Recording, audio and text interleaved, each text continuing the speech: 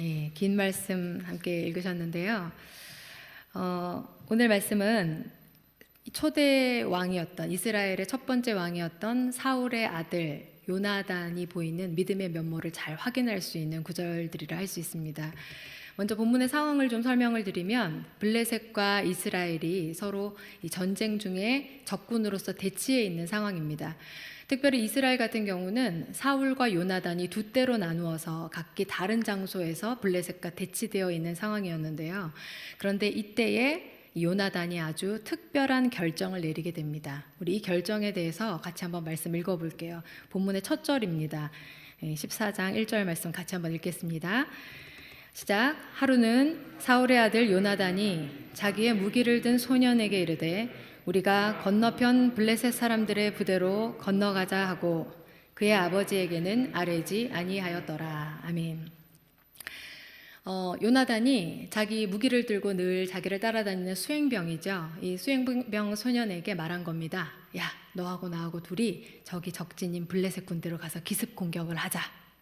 그런데 이거를 아버지 사울 왕에게는 말하지 말고 독자적으로 우리가 움직이자라고 얘기한 거예요. 자, 이러한 요나단의 이 행동을 좀 좁은 의미에서는 아버지의 권위에 들어가지 않는 불순종하고 불복종하는 아들의 모습이다라고 평가할 수도 있을 것이고, 조금 더 나아가서 사울이 왕이었기 때문에 이 아버지의 왕권에 도전하는 그런 반역적인 행동이다라고 해석할 수도 있겠으나, 그러나 이 상황의 본질적으로 요나단의 행동을 해석하자면 요나단이 아버지 사울이 세워서 걸어가는 영적 노선에서 이탈하기로 결정하였다. 아버지 사울이 걸어가는 그 영적 노선과는 다른 독자적인 영적 노선을 걷기로 결정하였다라고 해석하는 것이 옳습니다. 자, 그렇다면 아버지 사울이 어떤 영적 노선을 가졌길래, 그가 어떠한 영적 상태를 가졌기에 그가 이 아버지로부터 벗어나려고 아버지와는 다른 영적인 노선을 걸으려고 했을까 하는 것을 우리가 알아보려면 먼저 사울의 삶을 한번 짚어볼 필요가 있는데요. 오늘 본문 말씀의 바로 앞장인 사무엘상 13장의 말씀을 보면 여기서 길게 다 설명드릴 수는 없지만 그의 영적 실태를 알 수가 있습니다. 간략하게 말씀드릴게요. 이 사울이 왕으로서 즉위한 지 2년 만에 하나님으로부터 폐위 선고를 받게 됩니다. 여호와의 명령을 왕이 지키지 아니하였으므로 여호와께서 왕위를 길게 하지 않을 것이고 하나님의 마음에 맞는 새로운 지도자를 세우실 것입니다 라는 아주 이 비참한 선고를 그가 듣게 됩니다. 이유는요, 그가 하나님 없는 사람들과 동일한 삶을 살게 되었기 때문입니다. 근데 처음부터 사울이 그런 사람은 아니었어요. 처음에 사울은요, 이렇게 앞장에 사무엘상 9장부터 이렇게 쭉 읽어보시면 여러분 확인하실 수 있겠지만 유력한 집안의 사람이었거든요. 얼굴도 잘생겼었대요. 그리고 이스라엘에 있는 모든 사람들 중에서 키도 이 어깨 위에 한자만큼 더 훤칠하게 큰 사람. 그러니까 세상적인 조건으로 봤을 때는 와, 저 사람만큼 왕이 될 만한 사람이 있을까 하고 흠모할 만한 외적인 요건을 갖춘 사람이었대요. 그러나 그 사람 사울이 자기 자신을 스스로 생각하는 자의식은 그런 것이 아니었습니다. 그는 자기에 대해서 이렇게 얘기해요. 나는 이스라엘 백성 중에서 가장 약한 사람입니다. 나는 이스라엘 백성 중에서 가장 작은 사람입니다. 여러분, 이 고백이 왜 중요하냐면요, 그가 스스로를 가장 작은 사람입니다라고 여겼기 때문에 크신 하나님을 모실 공간이 그만큼 가장 넓었던 사람이었다는 거예요. 그가 자신에 대해서 나는 가장 나약한 사람입니다. 그래서 전능하신 하나님이 꼭 필요합니다 라는 고백이 들어설 수 있었다는 거예요. 실제로 선지자 사무엘을 통해서 그가 왕으로 기름 부음을 받은 후에 그의 모습에 대해서 성경이 기록하기를 그가 여호와의 영에 충만하여서 새 사람이 되었다라고 기록되어 있습니다. 여러분, 이런 구절을 들으면 또 성령에 대해서 오해하시기 쉬울까 봐 제가 한 번 더 부연 설명을 드려요. 성령은 어떤 에너지나 신비한 능력이나 기운이 아니라고 했습니다. 물질적인 것이 아니라 성령 하나님, 인격이시라고 했습니다. 그러니까 여호와의 영, 성령에 충만한 사람이 되었다라고 하는 말은 무슨 말이시죠? 언제나 인격으로서 우리 곁에 계시는 그분을 그냥 꽂아 놓은 보릿자루처럼 대하지 않고 늘 매일 매순간 그 성령님께 뜻을 묻고 구하며 성령님 어떻게 생각하세요? 성령님 이건 어떻게 하면 좋을까요? 항상 그분과 인격적인 교제 속에서 한 걸음 한 걸음씩 나아가는 임마누엘의 삶을 살았다라고 이해하시면 좋을 것 같아요. 그렇게 모든 언행을 할 때 말하기 전에 한 번 더 성령에게 묻고 이야기하고 행동하기 전에 성령님께 그 뜻을 묻고 행동하고 그런 사람의 모습이 어떻게 새 사람으로 변화된 모습으로 나타나지 않겠습니까? 실제로 그가 이런 속담이 나올 만한 이 은사를 받게 돼요. 사울도 선지자 중에 있느냐라는 속담이 생길 정도로 사울이 선지자들의 전유물이라고 여겨졌던 예언이라는 은사를 하게 되는데요. 여러분 예언은 뭐 특별한 게 아니라 하나님의 마음에 있는 바, 하나님이 뜻하신 것, 하나님의 계획을 얘기해 주는 거 아니겠어요? 백성들에게. 근데 그것이 사울에게는 어려운 일이 아니었다는 거예요. 왜냐하면 그는 늘 성령님과 함께하는 사람이니까요. 성령님이 마음을 품으신 것에 그도 마음을 함께하고 성령님께 항상 그분의 뜻을 묻고 구하는 삶이 일상이었기 때문에 그분의 계획을, 그분의 마음을, 그분의 말씀을 듣고 깨달아 알고 백성들에게 전해주는 게 그에게 그렇게 이상한 일은 아니었습니다. 근데 그랬던 사람 사울이 불과 2년 만에 도대체 그 사이에 무슨 일이 어떻게 일어나는지 알 수 없으나 하나님 없이 살아가는 사람들의 모습과 동일한 모습을 보이는 결정을 사무엘상 13장에 하게 돼요. 제가 이번 주일 설교 때 여러분께 말씀드린 기억이 나는데 기억하실지 모르겠습니다. 넌 크리스천과 크리스천을 명확하게 가르는 어떤 명확한 기준점이 있다고 말씀드렸죠? 그것이 무엇입니까? 하나님을 믿는 사람들은 환경과 상황에 의해서 선택과 결정을 하지 않는다고 말씀드렸어요. 오직 변개치 않는 하나님의 뜻, 나를 구원하시겠다는, 나를 살리시겠다는, 나를 가장 선한 길로 인도하시겠다는 하나님의 뜻에 기초하여 그 하나님을 기준으로, 그분의 말씀을 기준으로 모든 행동을 그리고 모든 결정을 내린다고 말씀드렸습니다. 그런데 반대로 하나님이 없는 사람들은 돌아가는 상황을 보아, 돌아가는 환경을 보아 모든 것들을 결정한다고 말씀드렸어요. 그런데 이 본문 이 앞장이었던 13장에서 이 다급한 위기의 상황, 전쟁의 상황에서 사울은 하나님께 물어야 하는데 하나님 어떡하죠? 하나님 이 상황에서 하나님의 뜻을 알려주세요 라고 구해야 하는데 초반에 보였던 그 초심을 잃은 채로 자기 눈에 보이는 급박한 대로 그의 행동을 결정했습니다. 이러한 이 사울의 몰락, 영적인 몰락이죠. 이 모습을 가장 가까이서 보았던 인물이 누굴까요? 그의 자녀였던 요나단 아니겠습니까? 그렇기 때문에 요나단은 이제 더 이상 아버지 사울이 걸어가는 그 행보를 따를 수 없다고 여겼던 거예요. 우리 아버지가 더 이상 하나님과 같은 길을 걷지 않으시네. 언젠가부터 우리 아버지는 하나님과 다른 길을 걸어가시네. 그렇다면 내가 결정을 내려야겠구나. 그런 생각이 들지 않았을까요? 다행히 그가 내린 결정은 영적으로 아주 현명한 결정이었어요. 그런데 저는 이러한 선택 앞에 섰던 그리고 결정을 내려야 했던 이 요나단의 심정에 대해서 한번 생각해 보았습니다. 그의 마음이 얼마나 무거웠을까? 그의 마음이 얼마나 참담했을까?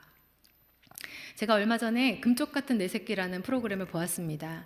그 프로그램은 이제 문제적인 행동을 하는 이 아이들을 요새 육아의 신이라고 불리는 오은영 박사님이 이렇게 나와서 그 아이들의 이제 상황을 보면서 분석을 하고 거기에 맞는 솔루션을 주는 그런 프로그램인데요. 제가 본 그날도 한 문제 행동을 하는 아이가 이제 등장을 했어요. 특별히 그 아이는 불안 기제가 굉장히 높은 아이였습니다. 엄마가 요 앞에 잠깐 쓰레기 버리러 나가는 것도 기다리지 못하고 막 패닉 상태에 빠져버리더라고요. 그런데 그 아이가 가지고 있는 그 불안의 저 깊은 근본적인 원인을 찾아보았더니 그것은 바로 부부의 불화였습니다. 그냥 싸움을 좀 잦게 하는 정도가 아니고요. 이 두 부부는 이혼을 준비하고 있더라고요. 근데 이혼을 준비하는 그 모든 과정을 아이들이 볼 거 아니에요. 그러니까 이 아이의 마음에 너무 큰 불안이 생기니까 이제 문제적인 행동이 나오게 된 것이죠. 급기야 이 두 부모가 아이에게 해서는 안 될 질문을 해요. 너 엄마 따라 살래? 아빠 따라가 살래? 아이가 얼마나 그 가혹한 질문 앞에서 어떤 결정을 내려야 할지 그 얼굴 모습에서 너무 그 아이가 받은 상처가 고스란히 전해졌습니다. 그런데요, 저는 그 프로를 보면서 그런 생각이 들었어요. 어쩌면 우리도 우리의 사랑하는 가장 귀하게 여기는 우리 자녀라는 존재에게 이런 아픈 질문을 던지며 살고 있는 것은 아닐까. 무슨 말이냐면요, 여러분, 우리 아이들은 나이는 어리다 할지라도 우리와 동일하게 영적 존재들 아닙니까? 그러면 이 아이들에게 정말로 이 육신의 부모는 참 소중한 존재일 거예요. 어린 아이일수록 부모는 우주와도 같은 존재죠. 그리고 점점 자라간다고 해도 이 아이들에게 부모의 존재는 정말로 든든한 버팀목이 되고 그들의 인생에서는 정말 없어서는 안 될 매우 고귀한 가치일 것입니다. 그러나 이와 한편 그들이 영적 존재이기 때문에 그들의 영적 부모도 있지 않겠습니까? 누구십니까? 그들의 참 부모이신 하나님이 계세요. 그런데 그들이 보니까 영적 부모와 육신의 부모가 하나로 연합되지 않아요. 영적 부모는 이렇게 말씀하는데 내 육신의 부모는 다른 길을 살아요. 그리고 그 안에 늘 연합이 있는 것이 아니라 갈등이 있어요. 그리고 언젠가 이렇게 찢어지는 결별이 보일 것 같아요. 그러면 이 아이의 마음이 얼마나 상처를 입을까요? 에베소서에 그런 말씀이 있잖아요. 부모들아, 너희 자녀들을 노엽게 하지 말고 오직 주의 교훈과 훈계로 양육하라. 뒤집어서 얘기하면 무슨 말입니까? 오직 주의 교훈과 훈계로 양육할 때 너희의 자녀가 노엽지 않게 된단다 라는 말씀 아니겠어요? 그렇다면 여러분, 양육은 어떻게 이루어지나요? 책을 안 보는 부모가 아이에게 책 봐라, 책 많이 봐야 훌륭한 사람 된다 하면 아이가 책을 볼까요? 그런 말 하지 않아도 TV를 끄고 늘 시간이 날 때마다 책을 펴는 부모의 뒷모습을 보고 아이는 책을 펴는 아이가 되는 것 아니겠습니까? 마찬가지로 우리가 주의 교훈과 훈계로 아이를 양육해야 할 텐데 그것은 말로 아니라 삶의 모습으로 보여지는 것이기 때문에 이 아이의 눈에 봤을 때 우리 엄마 아빠는 무슨 일이 있어도 하나님의 말씀대로 살아. 어떠한 상황이 와도 어떠한 형편이 와도 주님의 교훈과 훈계가 우리 엄마 아빠의 삶의 지표가 돼. 그것이 아이에게 보여지지 않는다면 이 아이는 그런 질문 앞에, 너무나 가혹한 질문 앞에 서게 되는 것이죠. 너 하나님 따라 살래? 엄마 아빠 따라 살래? 저는 부모가 아이에게 줄 수 있는 최고의 선물은 비싼 식당 가서 맛있는 거 사주는 것도 아니고 비싼 장난감 사주는 것도 아니고 뭐 해외여행 보내주고 유학 보내주고 그것도 아니라고 생각해요. 돈 좀 없어도 부부끼리 서로 사랑하는 것. 그래서 우리 부모는 절대로 헤어질 수 없어. 그럴 리가 없어. 우리 부모는 너무 사랑으로 하나 돼서 난 이 가운데서 너무나 안정된 존재야 라는 것을 느낄 때 여러분, 우리가 줄 수 있는 최고의 선물을 그 아이에게 주었다고 생각해요. 영적으로도 그렇지 않을까요? 우리가 영적인 부모이신 이 하나님의 말씀과 합치된 삶을 살아갈 때 그분의 마음이 우리의 마음이요 그분의 뜻이 우리의 뜻이 되어서 그분과 온전한 연합을 이루며 살아갈 때 이 아이는 영적인 안정감을 누리며 세상 속에 나아가서 세상이 감당치 못하는 믿음의 아이들로 자랄 것을 믿으시기 바랍니다. 그리고 여러분이 그러한 부모가 되어주셨으면 좋겠습니다. 저는 참 요나단이 불쌍해 보였어요. 그래도 그나마 다행인 것은 그러한 가혹한 선택 앞에 그가 영적인 부모님을 선택하는 그런 선택을 했고 정말 그가 아버지가 가졌던 믿음과는 다른 믿음을 가졌다는 것이 오늘 본문 6절 말씀에 기록되어 있습니다. 한번 같이 읽어볼게요. 우리 6절의 말씀 같이 읽겠습니다. 시작. 요나단이 자기의 무기를 든 소년에게 이르되 우리가 이 할례 받지 않은 자들에게로 건너가자. 여호와께서 우리를 위하여 일하실까 하노라. 여호와의 구원은 사람이 많고 적음에 달리지 아니하였느니라. 아멘. 요나단이 자기 무기를 든 수행병에게 이렇게 얘기해요. 자, 너하고 나하고 이제 둘이 저기 적진으로 가는 거야. 기습 공격하는 거야. 걱정하지 마. 떨지 마. 괜찮아. 뭐 우리는 2명밖에 안 두고 저들은 뭐 수만의 군사긴 하지만 그거 알아? 우리는 할례 받았고 쟤네는 할례 안 받은 사람들이야. 이렇게 얘기하는 거거든요. 그러니까 이 승리의 이유가 그 근원이 저들과 우리의 차이에 있는데 존재적인 차이에 있는데 그것이 할례의 유무라는 거예요. 그럼 이 할례에 대한 의미를 여러분이 아셔야 되겠죠. 할례의 그 행위 자체는 뭐 그냥 우리가 포경수술하면 대부분 다 아실 거예요. 그런 이제 행위입니다. 그런데 거기에 담긴 의미가 중요한 거예요. 하나님이 아브라함 때서부터 이 모든 이스라엘 백성 남자들에게 이 할례 의식을 행하라라고 말씀하시면서 이 의식을 행하는 자들마다 나 여호와와 너희가 특별한 언약 관계에 있다는 것을 알게 될 것이다 라고 얘기하셨어요. 무슨 언약입니까? 나는 너희의 하나님이 되고 너희는 나의 백성이 되리라. 나는 너희의 아버지가 되고 너희는 나의 자녀가 되리라 라고 하는 아주 특별한 관계가 이 할례를 통해서 확증되었다는 거예요.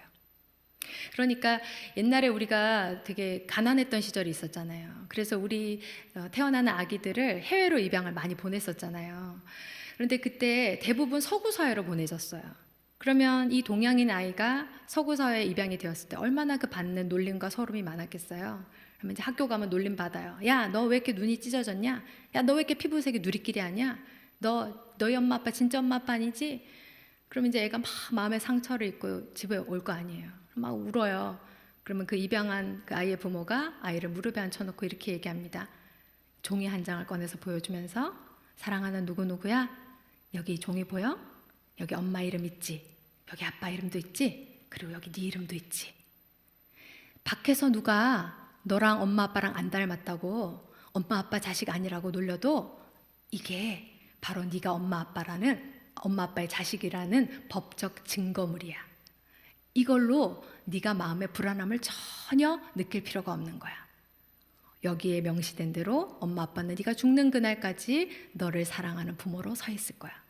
마치 이러한 이 입양 증서와 같은 역할을 했던 게 할례라는 거예요. 그러니까 지금 요나단이 이 무기든 소년에게 야, 걱정 마, 떨지 마. 저들은 할례 받지 않은 자들이야. 라는 말은 무슨 말입니까? 저들은 하나님을 아빠라고 부를 수 없는 자들이야. 근데 우리는 꼴랑 2명 가지만 2명이 가는 거 아니야. 바로 우리가 아빠, 아버지라고 부르는 천지 만물의 주관자 하나님과 가는 거야. 누가 이기겠어? 그리고 이어지는 구절에 말하죠. 여호와께서 우리를 위하여 일하실까 하노라. 아들이 가는데 아버지가 안 오시겠어? 아들이 이미 일을 벌여놨는데 아버지가 수습 안 해주시겠냐고 이런 얘기를 하는 거예요. 그리고 계속해서 그의 아주 보석같이 빛나는 믿음의 고백이 이어집니다. 여호와의 구원은 사람이 많고 적음에 달리지 아니하였느니라. 정말로 그는 이렇게 믿었어요. 그러니까 2명이 갔죠. 아니 적이 지금 얼마나 많은데 꼴랑 2명이 갑니까? 이 장난이 아닌 목숨이 걸린 전쟁 상황에서 이것이 요나단의 믿음의 실력이었던 거예요. 여러분, 우리 삶에 찾아오는 여러 가지 위기와 고난이 있습니다. 그때마다 여러분이 생각하셔야 돼요. 아, 지금이 내 믿음의 실력을 증명할 중간고사 기간이구나. 기말고사 기간이구나. 그래, 지금 내가 하나님을 얼마나 평소에 잘 믿어드렸는지 보여드리자. 요나단은 그 시험에 멋지게 통과했습니다. 여호와의 구원은 환경에 달린 것 아니야. 사람의 많고 적음에 달린 거 아니야.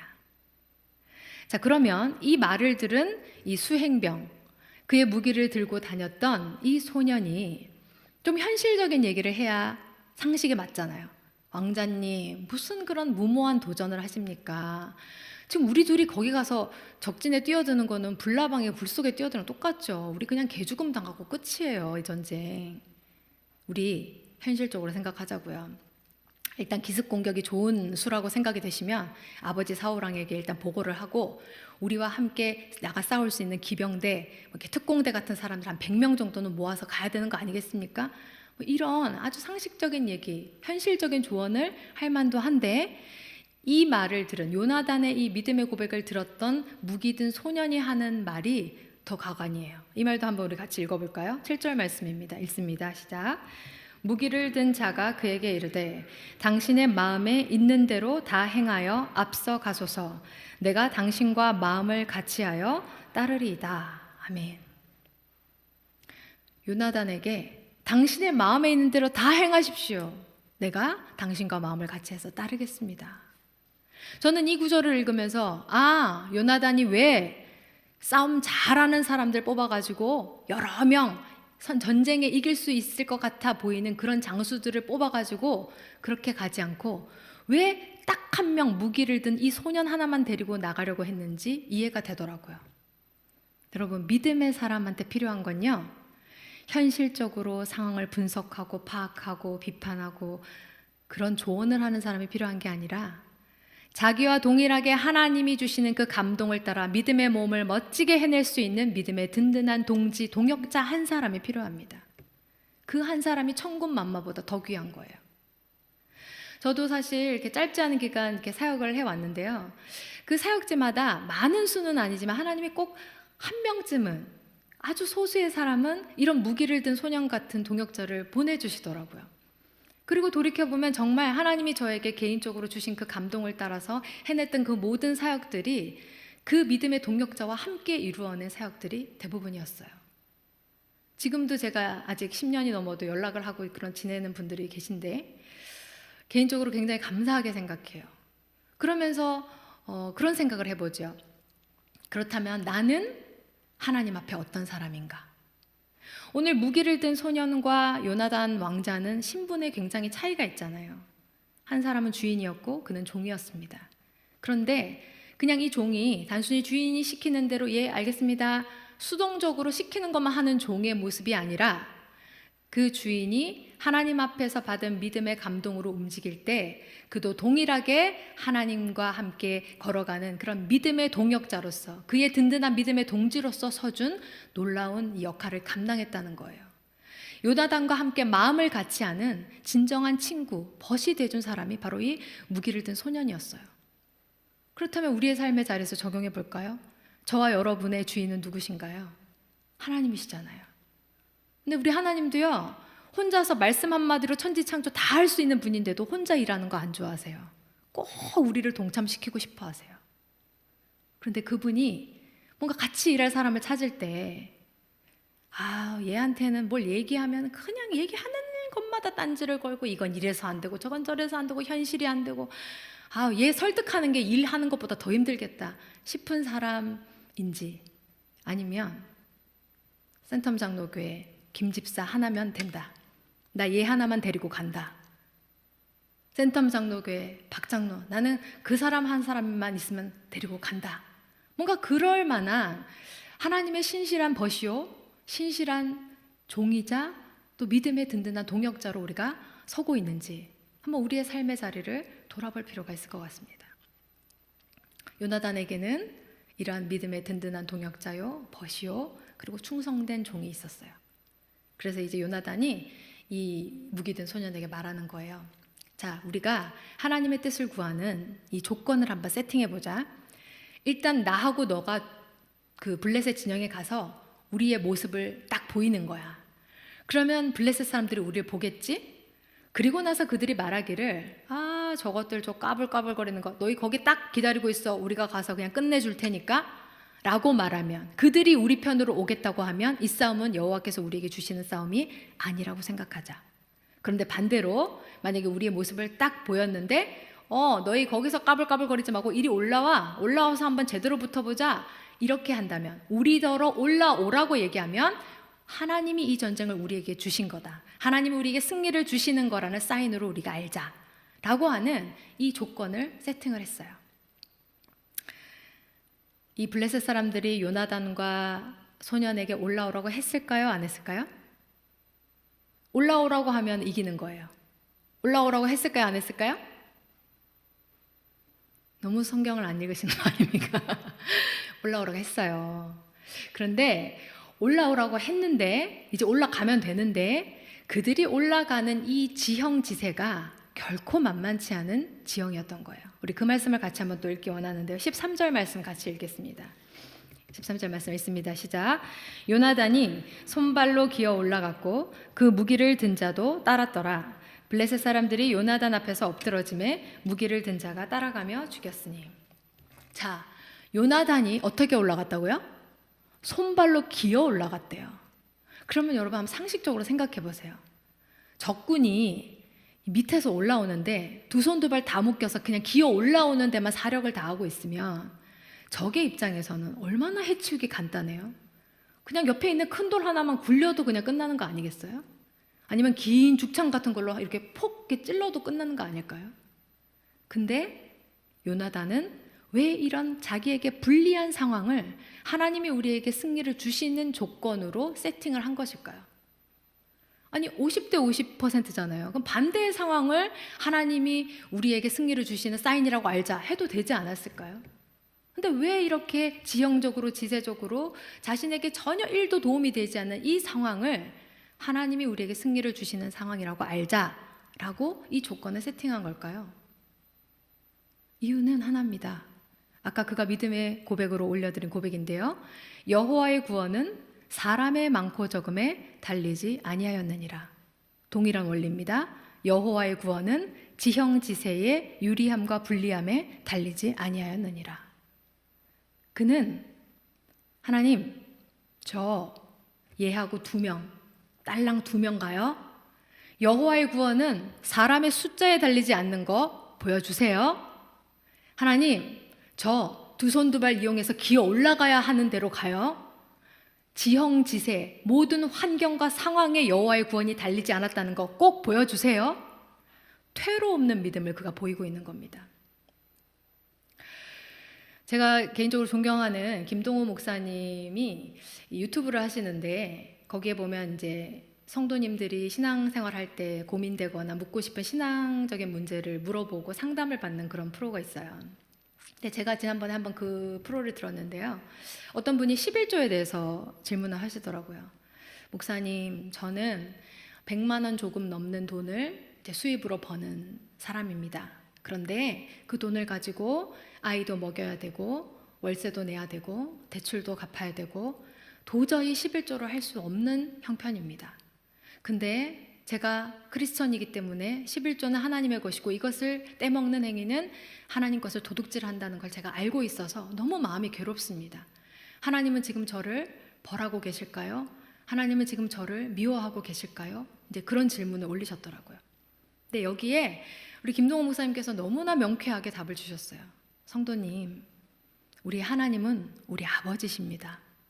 아버지가 형편이 어려운 자식이 아버지의 몫을 드리지 못한 것에 대해서 너 임마 네가 힘들어도 내 거는 떼먹지 말아야지 하고 마치 그 일수금 거두는 고리대금 업자처럼 그렇게 할 그런 야박한 아버지 하나님이 아닙니다. 하나님은 누구보다 성도님의 그 힘든 상황을 가슴 아파하고 계실 겁니다. 그리고 성도님을 위로하고 계실 겁니다. 그러니까 절대로 이 하나님이 11조를 내지 않는 부분에 대해서 정죄하거나 벌을 내리시거나 미워하신다, 나를 싫어하실 거라는 그 생각으로부터 자유하십시오 라고 얘기해 주셨어요. 여러분 동의하시나요? 동의하세요? 네, 우리 하나님은 그런 분이에요. 여러분 확신을 가지십시오. 그런데 여기에 하나를 더 붙이셨어요. 그러나 성도님, 하나님은 그런 분이시기 때문에 그 부분에 대해서 죄책감을 가져가는 힘들어하실 필요는 없지만 만약 제가 성도님의 삶의 자리에 있다면 만약 저 같으면 저는 한번 모험을 해볼 것 같습니다. 11조를 내면 분명히 생활의 어느 부분은 펑크가 나겠죠. 뭐 길거리에 나앉거나 엄청난 큰 이 타격이 있을 거 아닙니까? 그럼에도 불구하고 저는 한번 그 도전을 해볼 것 같습니다.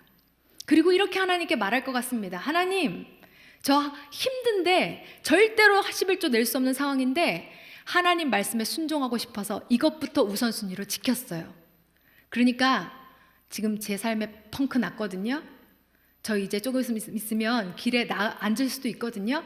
그거 하나님이 책임지세요. 공을 하나님께 넘겨드릴 것 같아요. 그렇게 얘기하시더라고요. 하나님의 발등에 불이 떨어지게 하는 믿음. 얘가 이렇게까지 나를 믿어줘 버리네. 그냥 내가 할 수 있는 범위에서 그냥 내가 할 수 있는 최선을 다해 하나님 이건 이해해 주세요. 이해야 하시죠. 근데 그게 아니라 하나님 말씀에 저 100% 순종했으니까 하나님도 약속 지키세요 하고 공을 하나님께로 탁 넘겨버리는 믿음 말이에요. 하나님이 그 여러분에게 이렇게 퇴로 없는 믿음을 보인 여러분의 삶에 급하게 일어나 일하시는 그런 경험을 여러분들도 한 번쯤은 하실 수 있으면 좋겠어요. 오늘 본문에 나온 요나단이 바로 그런 믿음을 보인 겁니다. 사람의 수가 적어도 절대로 유리하거나 자기에게 좋은 그런 지형과 지세, 좋은 환경이 아니어도 여호와의 구원은 여호와의 의지에 달려 있습니다. 하나님이 내가 너를 구원하겠다 하시면 구원은 이루어지는 겁니다. 라는 그 믿음의 고백으로 하나님이 일하기 시작하시는데요. 어떻게 일하셨는지 우리 같이 한번 읽어볼게요. 14절 말씀 같이 읽겠습니다. 시작. 요나단과 그 무기를 든 자가 반나절 가리 땅 안에서 처음으로 쳐 죽인 자가 20명 가량이라. 자, 여러분, 반나절 동안 소가 이렇게 밭을 갈 수 있는 땅 안에서, 그러니까 그렇게 작은 땅은 아니에요. 그 땅 안에서 이 2명이 올라가서 죽인 사람이 몇 명이라고요? 20명이에요.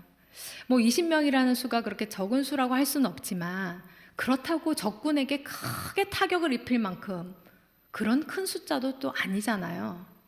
그런데 중요한 건 바로 이 첫 번째 20명의 살육을 통해서 하나님이 일하기 시작하시는데요. 그 다음 절입니다. 같이 읽습니다. 15절 말씀 시작. 들에 있는 진영과 모든 백성들이 공포에 떨었고 부대와 노략군들도 떨었으며 땅도 진동하였으니 이는 큰 떨림이었더라. 아멘. 여러분, 이 15절의 말씀을 요나단과 그의 소년이 한 일이라고 할 수 있을까요? 20명 죽인 건 요나단과 소년이 했어요. 그런데 이 사륙을 통해서 블레셋 온 땅에, 그 온 지경에 큰 공포와 두려움을 완전히 만연하게 만드신 분은 하나님이십니다.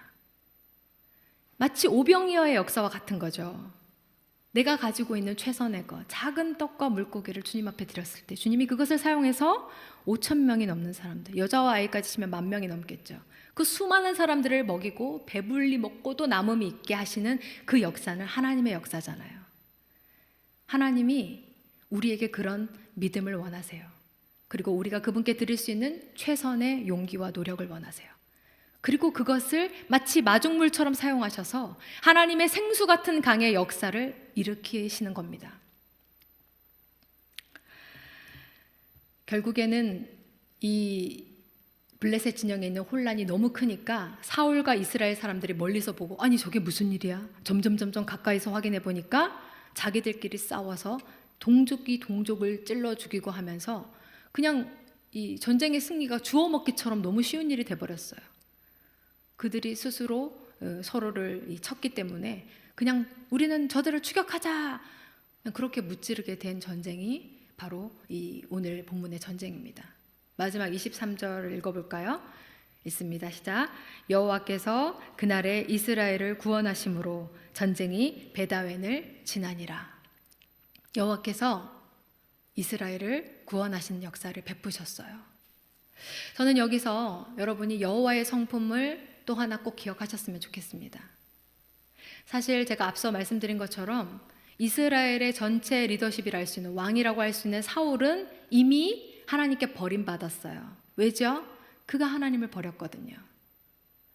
내가 나를 존중히 여기는 자를 내가 존중히 여기고 나를 멸시하는 자를 내가 경멸하리라. 그 말씀처럼 하나님은 사울을 세우시고 그에게 기대한 바가 있으셨어요.